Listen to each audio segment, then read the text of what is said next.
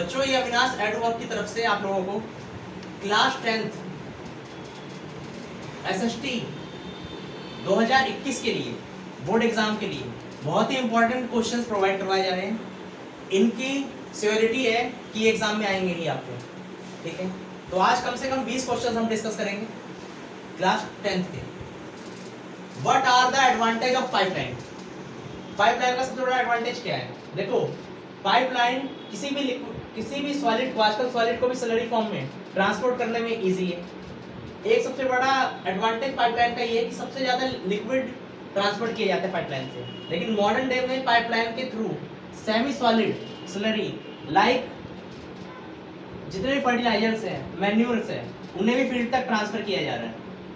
Pipeline का सबसे बड़ा एडवांटेज ये है, क्विक एंड वेरी एफिशिएंट है, सबसे फास्ट मेथड है ये। It rules out all kinds of transshipment delays, इसमें डिलेज नहीं होती। सबसे इंपॉर्टेंट पॉइंट ये है पाइपलाइन का कि इसकी इनिशियल कॉस्ट काफी महंगी पड़ती है पाइपलाइन की, बट एक बार पाइपलाइन सेटअप हो जाए तो इसका मेंटेनेंस नेग्लिजिबल है, मेंटेनेंस ना के बराबर है। और ये ट्रांसपोर्ट लाइन सिस्टम को काफी ज्यादा मजबूती प्रदान करता है।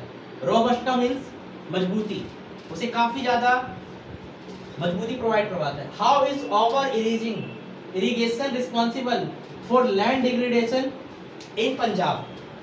पंजाब में आपको पता है जब ग्रीन रेवोल्यूशन आया था तब सबसे ज्यादा पंजाब में इरिगेशन के लिए सबसे ज्यादा यूज किए गए हैंडपंप वगैरह, ठीक है।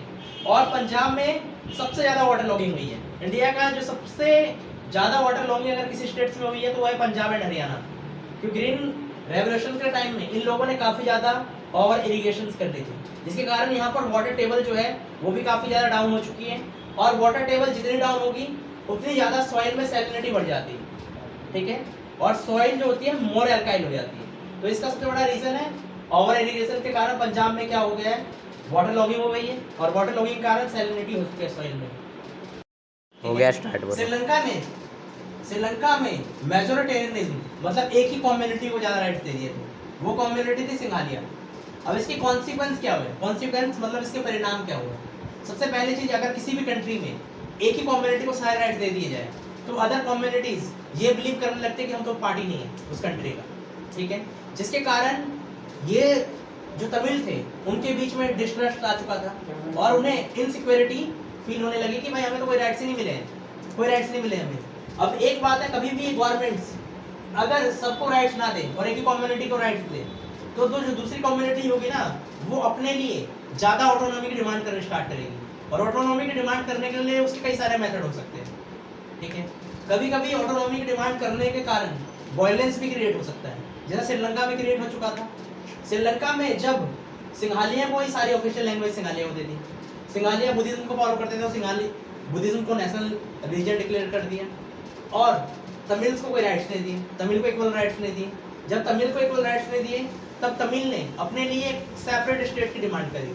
और श्रीलंका में तमिल के लिए एक ऑर्गेनाइजेशन बना हुआ है जिसका नाम है लिट्टे, लिबरेशन टाइगर्स ऑफ तमिल। वो तमिल कम्युनिटी के लिए एक अलग देश की डिमांड करता है। तो जिसका कॉन्सिक्वेंस क्या हुआ, श्रीलंका में सिविल वॉर हो गया। श्रीलंका में सिविल वॉर जो है ना उसके कारण श्रीलंका में कई हजार लोग मारे गए, ठीक है। अभी भी श्रीलंका में कंडीशन वैसी ही है मेजोरिटेरियनिज्म की तरह ही। आज भी श्रीलंका में आपको पता है अलग अलग कम्युनिटीज के जो लोग हैं ना वो बहुत ज्यादा लड़ाई करते हैं एक दूसरे से। जैसे पिछले साल आपको पता है ईस्टर में क्या हुआ था कि श्रीलंका में जितने भी चर्च थे ना, चर्च में कई सारे ब्लास्ट हो चुके थे जिसमें करीबन 500 से ज्यादा लोग मारे थे। फेडरल गवर्नमेंट होती है ना, उसमें क्या होता है, देयर आर 2 और मोर लेवल ऑफ गवर्नमेंट। इसमें क्या होगा, there is 1 level of government if there are other government. Unitary में ऐसा नहीं है कि गवर्नमेंट है, मेन एक ही गवर्नमेंट होती है, लेकिन अगर अदर गवर्नमेंट्स होगी ना तो वो सेंट्रल गवर्नमेंट की सुबॉर्डिनेट होगी, वो इंडिपेंडेंट नहीं होगी। ये state has its own powers. Federal government में स्टेट्स के पास अपनी खुद की पावर होती है, और कई कंट्रीज में स्टेट्स के अपने अलग अलग कॉन्स्टिट्यूशंस भी होते हैं। अमेरिका, ऑस्ट्रेलिया में स्टेट्स के अलग कॉन्स्टिट्यूशंस भी होते हैं, वो सेंट्रल गवर्नमेंट के लिए आंसरेबल नहीं है। इसमें national level government has all the power, सारी की सारी जो पावर होती है ना नेशनल गवर्नमेंट के पास होती है। Central government can not order the state government to do something. इसमें मैक्सिमम पार्ट्स में सेंट्रल गवर्नमेंट जो होती है स्टेट गवर्नमेंट्स को ऑर्डर्स नहीं दे सकती। इसमें सेंट्रल गवर्नमेंट ही स्टेट गवर्नमेंट को ऑर्डर देगी। Federal government have an independent judiciary at every level. Federal government में ऐसा नहीं है कि एक ही जुडिशरी होगी, सुप्रीम जुडिशरी, ऐसा नहीं है। अलग अलग स्टेट्स की जुडिशरी भी उतनी इंडिपेंडेंट होगी जितना सेंट्रल जुडिशरी है, ठीक है इसमें। लेकिन इसमें क्या होता है कि सेंट्रल जुडिशरी होती है मेन, जितनी भी जुडिशरी होगी ना वो विदाउट सेंट्रल जुडिशरी के कोई फंक्शन नहीं कर सकते। Federal government does not provide unity for the country. ये सबसे बड़ा एडवांटेज है फेडरल गवर्नमेंट का। तो फेडरल गवर्नमेंट्स में आपको पता है डिफरेंट स्टेट्स के पास डिफरेंट ऑटोनॉमी दे रखी है, उनके अलग अलग कॉन्स्टिट्यूशन है, तो उन्हें सेंट्रल कॉन्स्टिट्यूशन से उतना मतलब नहीं होता। वो कभी भी सेपरेशन की मांग कर सकते हैं, लेकिन इसमें सेपरेशन के चांसेस कम होते हैं। ये सिस्टम जो है इंडिया, बेल्जियम, यूएसए, ऑस्ट्रेलिया, इन कंट्रीज में फेडरल गवर्नमेंट है। चाइना, मैक्सिको, रशिया, इनमें यूनिटरी गवर्नमेंट है। How did they emerge? अब आपको पता है नेशन स्टेट्स क्यों इमर्ज हुए थे, ठीक है। और नेशन स्टेट्स होते क्या है? देखो नेशन स्टेट्स उन स्टेट्स को कहा गया था, आपको पता है 19th सेंचुरी के आसपास यूरोप में ना कई सारी कंट्रीज थी जो इंडिपेंडेंट होनी स्टार्ट हो चुकी थी, ठीक है। जब वो इंडिपेंडेंट होने लगी थी तो वहाँ पर डेमोक्रेटिक कॉन्स्टिट्यूशन बनने लगे, यूनाइटेड सिटीजन्स होने लगे। वो किस तरीके से जुड़े थे आपस में? Brotherhood, belongingness and patriotism. मतलब एक जो कंट्री है उसे फादरलैंड, मदरलैंड के नाम से जाना गया, ये बिलोंगिंग हो सकती थी। अब जो नेशन स्टेट्स बने थे वो पार्लियामेंट्री प्रिंसिपल्स को फॉलो करते थे। उन्होंने एक रिटन कॉन्स्टिट्यूशन को फॉलो किया, freedom of press, freedom of association, voting rights, इन सब की डिमांड थी।